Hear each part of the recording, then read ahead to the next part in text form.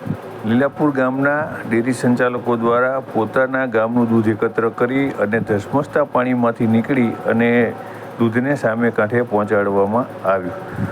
લખતર તાલુકાના લીલાપુર ગામ પાસે જે અંડરગ્રાઉન્ડ સાયફન બનાવવામાં આવ્યું છે રેલવે તંત્ર દ્વારા, તે દર વર્ષે ચોમાસાની અંદર સમસ્યા બની રહે છે. જોકે સમગ્ર ગુજરાતમાંથી મળી રહેલ સમાચાર મુજબ જ્યારે પણ વરસાદ આવે છે ત્યારે સમગ્ર ગુજરાતની અંદર રેલવે તંત્ર દ્વારા બનાવેલા સાયફન આફત બની જાય છે અને લોકોને ત્યાંથી પસાર થવું પણ મુશ્કેલ બની જતું હોય છે. ત્યારે લીલાપુર ગામની અંદર ડેરી ચલાવતા ડેરી સંચાલકો દ્વારા સામે કાંઠે ગાડી આવી ગઈ હોય અને તેમને દૂધ પહોંચાડવાનું હોય, તેમને હિંમત કરી અને જે ટ્રેક્ટરનું ટાયર હોય તેના ઉપર બેસી અને જે આ દૂધના કેન છે તેમના દ્વારા પહોંચાડવાની કામગીરી ધરવામાં આવી હતી.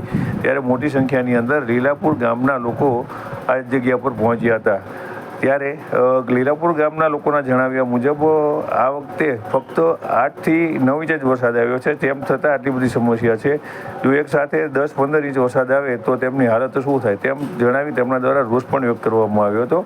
અને રેલવે તંત્ર દ્વારા ભલે માનવ રહિત ફાટક બનાવવાની કામગીરી કરે અને તેઓ અંડરગ્રાઉન્ડ બ્રિજ પણ બનાવે, ઓવરબ્રિજ પણ બનાવે, તે સારી વાત છે. પરંતુ તેને લઈને લોકોને દુવિધા ન પડે તે પણ તેમને ધ્યાન રાખવું જોઈએ, જેથી કરી અને લોકો આ સમસ્યાનો સામનો ન કરી પડે. ત્યારે જે દૂધ છે તે 40 લીટરના હોય છે, 50 લીટરના પણ હોય છે. તે ટ્રેક્ટરના ટાયરની ટ્યુબ ઉપર બેસીને વજનદાર જે કેન છે તેઓ લઈ અને તેમને સામા કાંઠે જે ગાડી પડેલી હતી તે ગાડીની અંદર પહોંચાડવામાં આવ્યા હતા. આ સમયે લીલાપુર ગામના લોકોએ મોટી સંખ્યાની અંદર એકત્ર થઈ અને આ યુવાનોની હિંમતને બિરદાવી હતી.